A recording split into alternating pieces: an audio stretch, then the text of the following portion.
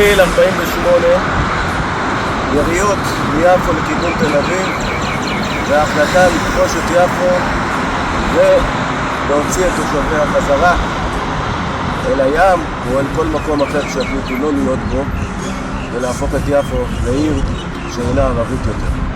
משורה לשחרר בימים אדומים של קרבות ודמים.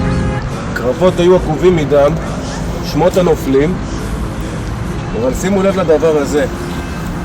יעקב בן נחמיה, חייל נחמיה, נהדר.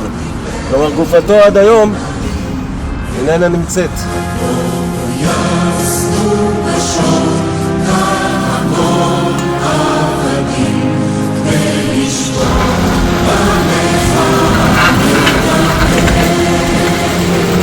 הקרבות היו עקובים מדם, היה שימוש בכלי נשק מתקדמים לאותה תקופה, כמו התותח הזה בתוצרת צרפת.